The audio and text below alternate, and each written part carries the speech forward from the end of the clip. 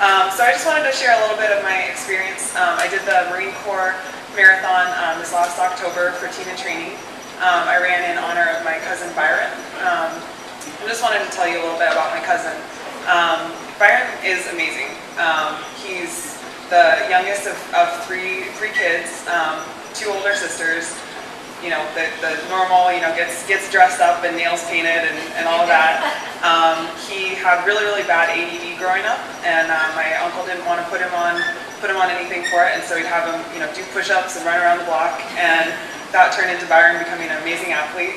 He was on the junior national swim team. He actually went to West Point, swam at West Point. You know, because they don't work out enough there when they're at the military academy.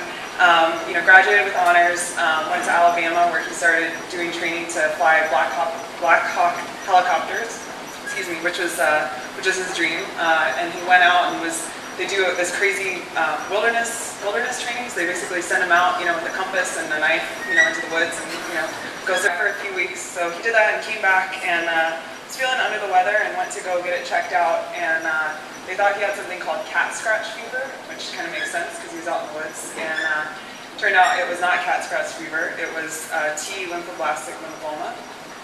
So he got that diagnosis just before Christmas in 2012. And my mom told me about it, and it was really overwhelming. You know, like you don't. So many of the people that we know who are sick, you know, you never would expect it in a million years, and you wonder how it could happen to someone who's so amazing and just, you know, has everything going for them. And so we kind of sat there and processed it, and he did not sit there and process it. He started treatment immediately, so he started treatment the day after Christmas. And it was a difficult thing because although I'm probably close to him, he's also someone who doesn't talk very much. So, and this is not something that he wanted to talk about.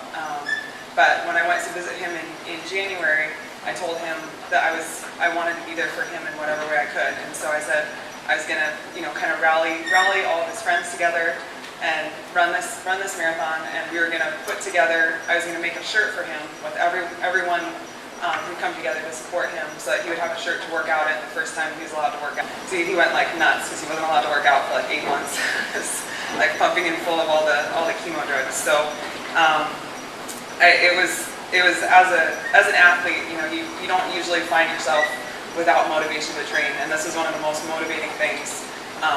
You know, you're out there when you're doing a training and you have a purpose, and reaching out to the staff. You know, I train.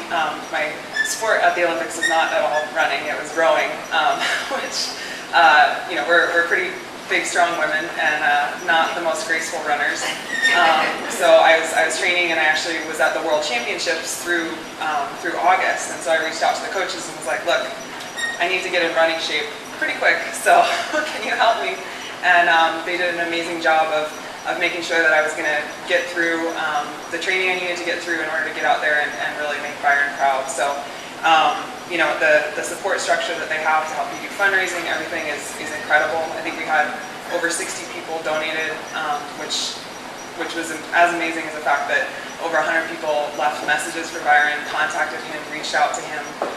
One of my sponsors made wristbands, so I could send those to everyone, and people sent pictures from all over the world, you know, showing this team support for Byron. And when, you know, there aren't many hills here in DC, but when you are going up those things that feel like mountains, even though I'm sure it's like a 1% grade, it was so motivating to have something like this to run for. And I ended up, this is actually my second marathon, but this one was a lot more awesome, and I had about a 12-minute PR, and qualified for Boston by miles, so it was just an amazing experience. So listen to your TNT coaches if you're running, and thank you guys who are running the host committee, and I hope it's an awesome experience. It was certainly an awesome experience for me, but thank you guys and good luck.